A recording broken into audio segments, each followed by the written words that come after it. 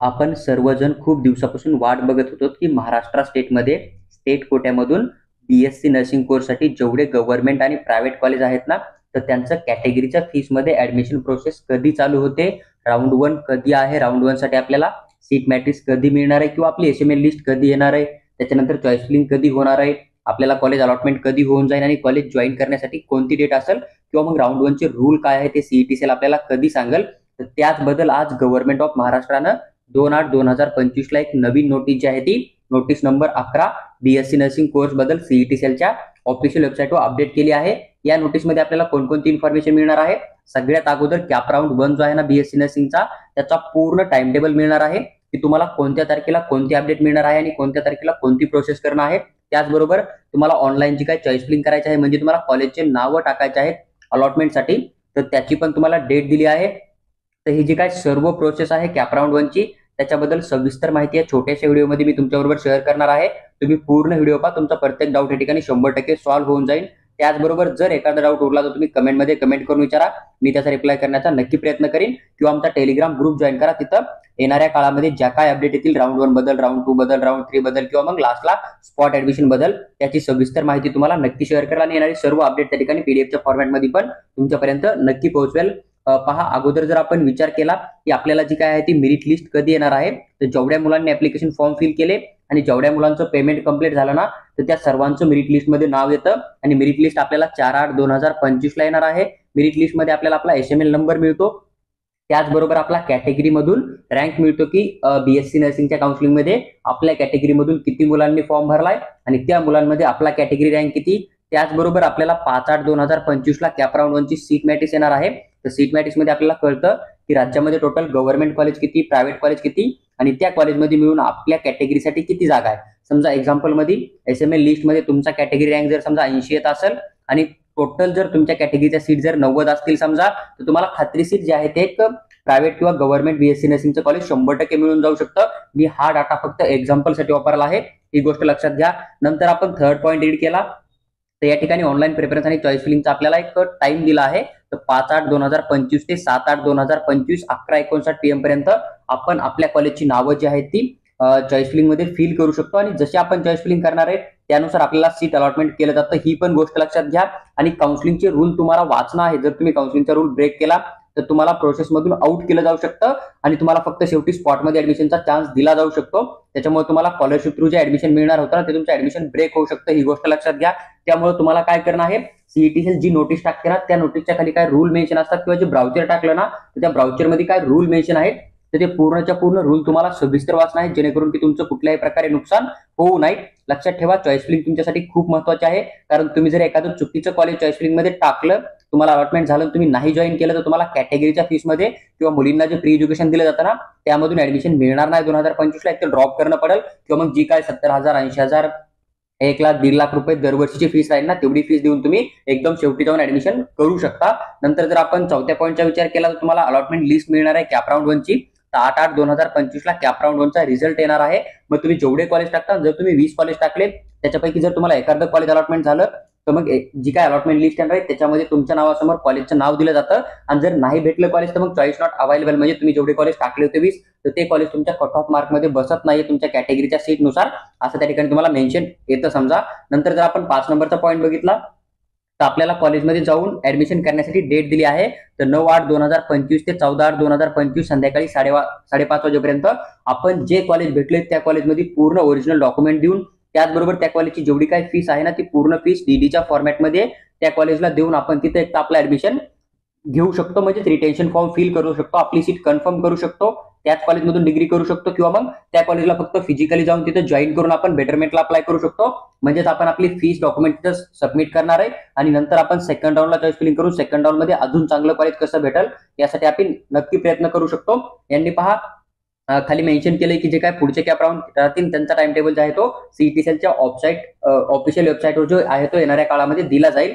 तुम्ही जर खाली यांचे आता इम्पॉर्टंट इंस्ट्रक्शन जर वाचले समजा विद्यार्थ्यांसाठी काय आहेत, फर्स्ट पॉईंट तुम्ही या ठिकाणी बघू शकता की विद्यार्थ्यांना चॉईस फिलिंग करायच्या अगोदर प्रत्येक कॉलेजच्या वेबसाईटवर जाऊन त्या कॉलेजचं फी स्ट्रक्चर किती आहे हे चेक करणं आहे. जर तुम्हाला ते फी स्ट्रक्चर देणं परवडत असेल तरच तुम्ही ते कॉलेज चॉईस फिलिंग मध्ये टाका. इन केस तुम्ही एखादं कॉलेज चॉईस फिलिंग मध्ये टाकला आणि त्याची फीस जर खूप जास्त असेल आणि तुम्ही जे ऍडमिशन नाही केलं तुम्हाला काउन्सिलिंग मधून डायरेक्ट हटवलं जात आहे.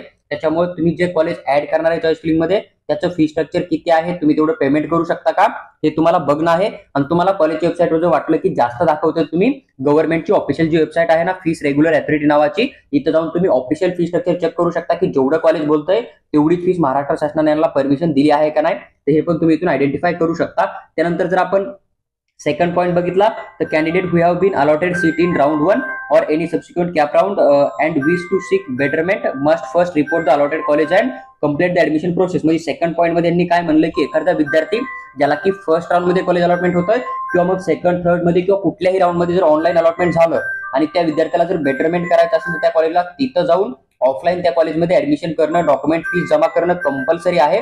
जर तुम्ही ऑफलाईन ऍडमिशन नाही केलं जाऊन आणि जॉईन करून बेटरमेंटला नाही टाकलं तर तुमचं कुठल्याही प्रकारे बेटरमेंटसाठी तुम्हाला एलिजिबल केलं जाणार नाहीये. म्हणजे सेकंड पॉईंट यांचं असं म्हणणं आहे की जर तुम्हाला राऊंड 1 ला सीट अलॉटमेंट झालं किंवा कुठल्याही राऊंड मध्ये सीट अलॉटमेंट होत आहे आणि तुम्हाला बेटरमेंट करणे म्हणजे पुढच्या राऊंडसाठी जाणं आहे ना, तर त्या कंडिशन मध्ये तुम्हाला काय करणं आहे, जे कॉलेज भेटलंय तिथं जाणं आहे, ऑफलाईन फीस असेल डॉक्युमेंट असेल तेवढे सबमिट करणं आहे, कॉलेज जॉईन करून बेटरमेंटला अप्लाय करणं आहे. तुम्हाला फ्री एक्झिट किंवा मग घरी बसल्या तुम्ही बेटरमेंट नाही करू शकत, ही गोष्ट लक्षात घ्या.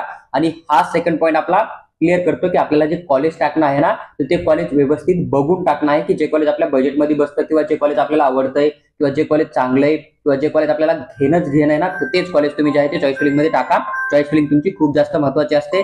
नंतर थर्ड पॉईंट यांनी या ठिकाणी मेन्शन केलाय की एखादा विद्यार्थी candidates who want betterment should not fill the status retention form one status retention form fill can not be reverse. म्हणजे यांनी थर्ड पॉईंट मध्ये हे मेन्शन केले की ज्या विद्यार्थ्यांना बेटरमेंट करणं आहे त्यांनी ऑफलाईन ऍडमिशनला ज्यावेळेस जाणार आहे तुम्ही त्यावेळेस तुम्हाला कुठल्याही प्रकारे स्टेटस रिटेन्शन नावाचा फॉर्म नाहीये भरणं. जर तुम्हाला बेटरमेंट करणे तर तुम्ही स्टेटस रिटेन्शन फॉर्म नाहीये भरणार. तुम्ही तिथं फक्त कॉलेज जॉईन करून फीस डॉक्युमेंट सबमिट करून कॉलेजला बोलणार आहे की आम्हाला नेक्स्ट राऊंडला अजून पार्टिसिपेट करणे. जर तुम्ही स्टेटस रिटेन्शन फॉर्म भरला तर तो परत येत नाहीये, म्हणजे तुम्ही सेकंड टूच्या पुढे जे राऊंड होतील त्या राऊंडसाठी एलिजिबल राहणार नाही, ही गोष्ट लक्षात ठेवा. त्यानंतर चौथा पॉईंट यांनी या ठिकाणी मेन्शन केलाय if candidate fail to report and join the allotted college with जोपर्यंत जो टाइम दिला ना त्या टाइम मध्ये तो विद्यार्थी कुठल्याही प्रकारे पुढच्या कॅप राऊंडला एलिजिबल राहणार नाही. तो फक्त डायरेक्ट या ठिकाणी जो काय आपला स्पॉट ऍडमिशन होईल त्याच ठिकाणी एलिजिबल राहील. पाहता चौथा पॉईंट जर तुम्ही रीड केला ना तर याचा मिनिंग असा निघतो की जर एखादा विद्यार्थी राऊंड 1 ला जे कॉलेज भेटले ते कॉलेज जॉईन नाही करत, समजा दिलेल्या टाइम मध्ये नोटीसमध्ये जो टाइम दिलाय ना त्या टाइम मध्ये जर तुम्ही ते कॉलेज नाही जॉईन केलं, तिथं फीस किंवा डीडी जर नाही सबमिट केला समजा किंवा मग डॉक्युमेंट नाही सबमिट केले, कॉलेज जॉईन करून बेटरमेंटला नाही अप्लाय केलं ना, तर तुम्ही सेकंड थर्ड किंवा पुढच्या राऊंडला एलिजिबल राहणार नाही. तुम्ही फक्त आणि फक्त जो काय आपलं स्पॉट ऍडमिशन होईल ना शेवटी, तर तिथंच तुम्ही एलिजिबल राहता, ही गोष्ट लक्षात घ्या. हा चौथा पॉईंट खूप अत्यंत महत्वाचा आहे आणि सीईटीसीएल पूर्ण रूल जे आहे ते लागू करतं. त्याच्यामुळे चौथा पॉईंट असा आहे की जर तुम्हाला राऊंड 1 ला कॉलेज भेटलं, तुम्ही तिथं ऑफलाईन जाऊन तुमचं ऍडमिशन नाही केलं किंवा डॉक्युमेंट फीस सबमिट नाही केली, तर तुम्ही पुढच्या कुठल्याही ऑनलाईन राऊंडला एलिजिबल राहणार नाही. तुम्हाला डायरेक्ट स्पॉट राऊंड मध्ये जाऊन ऍडमिशन करावा लागेल आणि स्पॉट राऊंडला कुठल्याही प्रकारे स्कॉलरशिप मिळत नाहीये, ही गोष्ट तुम्हाला लक्षात घ्यायची. त्यानंतर पाचवा पॉईंट आहे candidate must fill in their choice preference separately for each round. म्हणजे यांनी पाचव्या पॉईंटला असं म्हणलंय की तुम्हाला राऊंड 1 ते जो काय आपला स्ट्रे वॅकन्सी राऊंड 1 होईल चौथा राऊंड तिथपर्यंत प्रत्येक राऊंडला अलग अलग चॉईस फिलिंग टाकणे. तुम्ही राऊंड 1 ला कॉलेज टाकले, तुम्हाला कॉलेज नाही भेटलं तर तेच कॉलेज तुमचे राऊंड 2 ला कन्सिडर नाही केले जाणार. तुम्हाला राऊंड 2 ला परत कॉलेज टाकणे, कारण तुमचे एका राऊंड मध्ये टाकलेले कॉलेज एका राऊंड साठी एलिजिबल राहणार आहे, ही गोष्ट लक्षात घ्या. नंतर सहावा पॉईंट यांनी या ठिकाणी मेन्शन केला की एखाद्या मुलाला जर कॉलेज अलॉटमेंट झालं आणि त्याला ते जर कॉलेज आवडलं त्याला तिथंच जर समजा ऍडमिशन करून डिग्री कंटिन्यू करणं आहे, तर तुम्ही त्या कॉलेजमध्ये जाऊन तुमचा स्टेटस रिटेन्शन फॉर्म फिल करून तुमची डिग्री तिथून कंटिन्यू करू शकतात. पण जो काय तुम्हाला स्टेटस रिटेन्शन फॉर्म फिल करणं आहे ना, ते विद्यार्थ्याच्या हातामध्ये आहे. कोणतेही कॉलेज तुम्हाला फोर्स नाही करू शकत की तुम्ही आमचंच कॉलेज घ्या किंवा आमच्याच कॉलेजमध्ये ऍडमिशन करा किंवा राऊंड 1 ला कॉलेज भेटलं म्हणजे तुम्हाला स्टेटस रिटेन्शन फॉर्म भरावंच लागेल. तर जे काय तुम्हाला कन्फर्म ऍडमिशन करणं आहे ते तुमच्या हातामध्ये. जर तुम्हाला आवडलं कॉलेज, तुम्हाला तेच कॉलेज हवं आहे, तर तुम्ही तुमचा स्टेटस रिटेन्शन फॉर्म फिल करून तिथून डिग्री कंटिन्यू करू शकता. किंवा सेकंड थर्ड राऊंडला जे आहे ते अजून चांगलं कॉलेज कसं मिळेल हा पण विचार करू शकता. किंवा इनकेस जर तुम्हाला थर्ड राऊंडला भेटलं कॉलेज नाहीच आवडलं, तर तुम्ही तिथे ऍडमिशन न करता डायरेक्ट घरी येऊन ड्रॉप करून किंवा मग अदर कोर्समध्ये तुमचं करिअर करण्याचा नक्की प्रयत्न करू शकता. हा हे एक रूल होते किंवा जी डेट होती ना कॅप राऊंड 1 ची बीएससी नर्सिंग कोर्सच्या महाराष्ट्र स्टेटच्या स्टेट कोट्याची, त्याच्याबद्दल सविस्तर माहिती या छोट्याशा व्हिडिओमध्ये मी तुमच्याबरोबर शेअर केली आहे. जर तुम्हाला व्हिडिओ आवडला असेल तर लाईक करा आणि चॅनलला सबस्क्राईब करून आमच्यासोबत जोडून राहा. त्याचबरोबर जर तुम्हाला फ्रीमध्ये सर्व पीडीएफ आणि अपडेट हवे असेल तर आमचा टेलिग्राम ग्रुप पण जॉईन करा आणि आम्हाला व्हॉट्सअपवर मेसेज पण करू शकता.